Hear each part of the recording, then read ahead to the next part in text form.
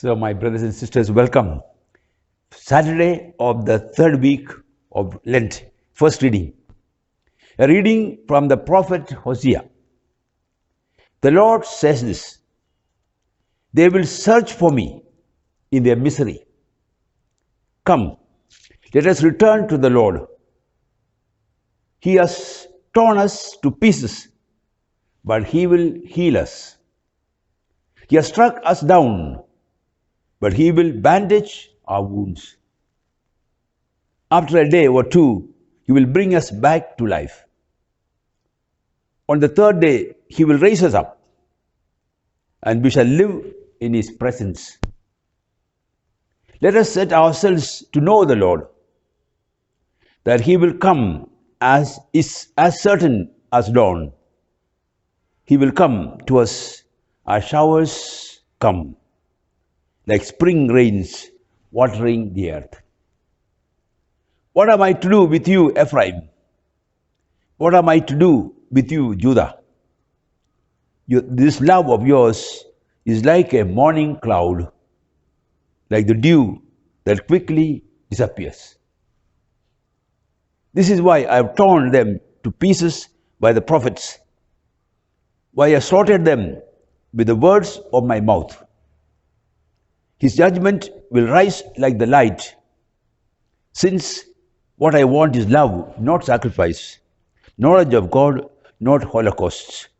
The word of the Lord. The Lord be with you. A reading from the Holy Gospel according to St. Luke. Jesus spoke the following parable to some people who prided themselves on being virtuous and despised everyone else. Two men went into the temple to pray, one a Pharisee and the other a tax collector. The Pharisee stood there and said this prayer to himself: I thank you, God, that I am not grasping, unjust, adulterous like the rest of mankind, and in particular that I am not like this tax collector here. I fast twice a week. I pay tithes on all I get. The tax collector stood some distance away, not daring even to raise his eyes to heaven. But he beat his breast and said, God, be merciful to me, a sinner. This man, I tell you, went home again at rights with God. The other did not. For everyone who exalts himself will be humbled, but the man who humbles himself will be exalted. The Gospel of the Lord. God, be merciful to me, a sinner, is the prayer of the tax collector that was acceptable to God. This Gospel passage is a lesson on prayer. Prayer is meant to be an encounter with God, a communication between God and us, a dialogue. But very often when we pray, there is no meeting with God, there is no encounter. What is wrong? How do we enter into communion with God in prayer? There are some dispositions and conditions required for us to enter into dialogue with God. If these are not there, it is like phoning to someone when there is no one listening. There is no communication. And invariably we leave off prayer and go away. So how to enter into communion with God? The most important thing is that the prayer of one of the tax collector was acceptable, and that the prayer of the Pharisee was not acceptable. There's no communication when the Pharisee prayed. So what is it that made the prayer of the tax collector an encounter with God? He spoke from the heart, not from the lips. He knew who he was. He knew since tax collectors were employed by the Romans to collect taxes from the Jews and give to the Romans, but invariably they cheated and robbed and extorted money and kept half for themselves and became rich. Such a man's prayer is heard. How? Because he was aware of his sinfulness and repented, and he was ready to make amendments, and from the heart, not even daring to lift his eyes to heaven, he beat his breast and said, God, be merciful to me, a sinner.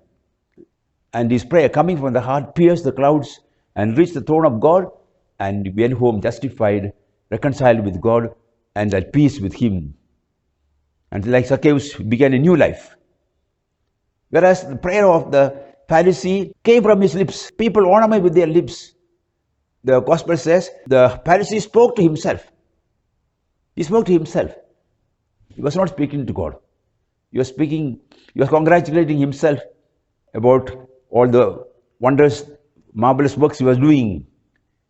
He said, I thank you, God, because I know, like the rest of mankind, extortioners, adulterers, sinners, and especially because I know, like this tax collector here, I fast twice a week, I give tithes of everything I get. This was the prayer he made from the lip service, because he did not know what was in his heart. He was alienated from himself. He was not aware that he was a man full of pride and self-conceit, hatred for the people, despised the others.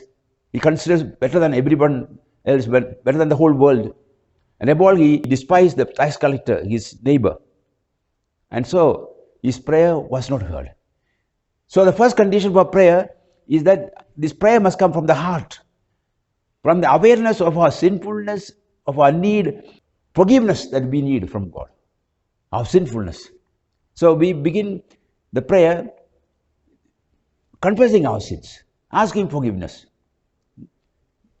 So this prayer must come from the reality of our sinfulness, because we are all sinners. The just man falls 7 times a day. We are all sinners, and we need daily God's mercy, forgiveness, his healing touch. Secondly, he was alienated from God. He did not have a proper idea of God. He was thinking God as a lawgiver. One is only concerned about the performance of the commandments. The tax collector knew that God was a father. God is a father. He is our father. He is your father, who loves you even when you have fallen into sin, because he loves you as you are, forgives you, is ready to forgive you, and always ready to welcome you and give you his grace and begin a new life. So awareness of sinfulness, at the same time awareness of the love of God, that he accepts us as we are, that we are his children. He loved us so much that he gave us his son to die on the cross for us, who carried our sins. And so awareness of this love of God will enable us to have confidence, to trust in God. Even when we are sinners, he is ready to forgive us and give us his spirit. Thirdly, the Pharisee was alienated from his neighbor. He despised everyone else. He considered himself better than the whole world. We cannot go to God with this attitude of despising the others, of lack of communion with others, with hatred in our heart. We have first to be reconciled with our neighbor. When you are offering your sacrifice and they remember that your brother has something against you, go and reconcile with your neighbor first. We cannot go to God with hatred in our hearts. So we begin prayer asking forgiveness for our enemies. So communion with the neighbor is very important for us, for our prayers to be heard. We must go to the Father through Christ. He is our mediator. He took our place and offered his life for us. He is interceding for us. So in his name, whatever we ask in his name, we are sure to receive, because he is a brother interceding for us. So let us with confidence approach the Father with Jesus Christ, living in him, and through him bringing him all our petitions. And the Holy Spirit will come and dwell in us and transform us and make us to become instruments of salvation for the world. Let us pray. Heavenly Father, we bless you for the word, for the love you are revealing in our life, for your Son whom you sent to us as our Savior.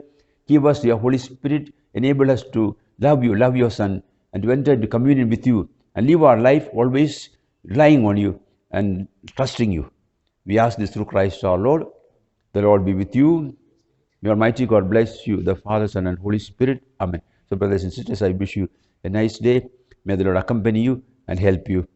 I pray for you. Please pray for me also.